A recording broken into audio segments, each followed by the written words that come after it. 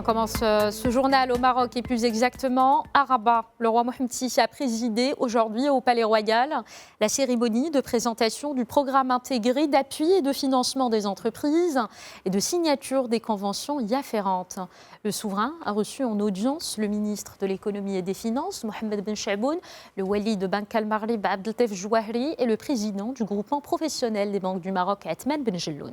Une audience au cours de laquelle le ministre de l'économie a remis au souverain des documents relatifs à ce programme. Il a également prononcé une allocution où il a souligné que plusieurs réunions entre le gouvernement, Banque Al-Maghrib et le secteur bancaire ont été tenues pour l'élaboration du programme en question. Justement, il s'articule autour de trois principaux axes: le financement de l'entrepreneuriat, la coordination des actions d'appui et d'accompagnement de l'entrepreneuriat au niveau des régions et l'inclusion financière des populations rurales. Un compte d'affectation spéciale fonds d'appui au financement dans l'entrepreneuriat a été créé. Il mobilise d'importantes ressources financières et bénéficiera principalement aux jeunes porteurs de projets et aux petites et moyennes entreprises. Selon Mohamed Ben Chaboun, des commissions seront créées au niveau des régions et seront chargées de la coordination et du suivi de l'exécution des mesures relatives à l'accompagnement entrepreneurial.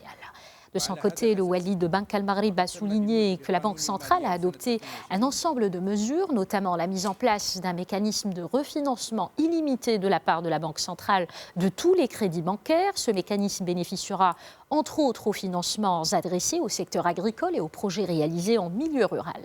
Dans une allocution similaire, le président du groupement professionnel des banques du Maroc a assuré que le secteur bancaire s'engage à contribuer à hauteur de 3 milliards de dirhams à parts égales entre le secteur bancaire et l'État au fonds d'appui au financement de l'entrepreneuriat.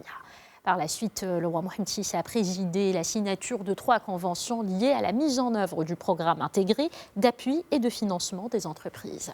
La première est une convention entre le ministère de l'économie, Banque Al-Maghrib et le groupement professionnel des banques du Maroc pour le financement de l'entrepreneuriat.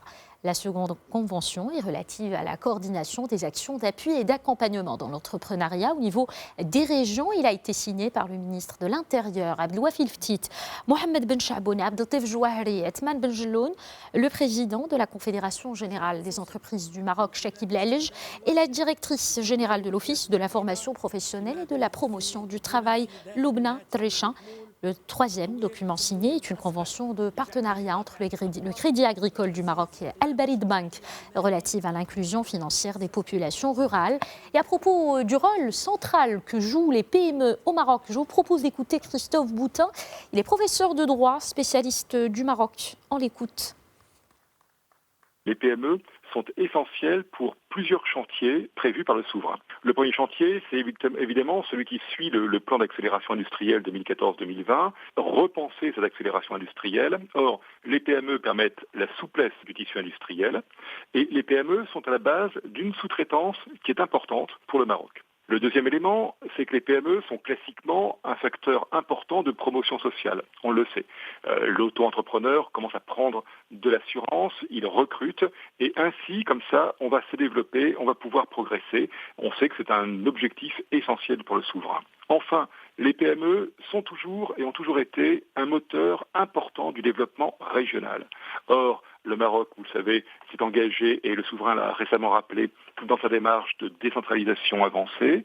Il faut non seulement des réformes institutionnelles, mais il faut aussi des réformes qui concernent l'économique, le macroéconomique, le microéconomique, et les PME sont au cœur de cette réforme régionale.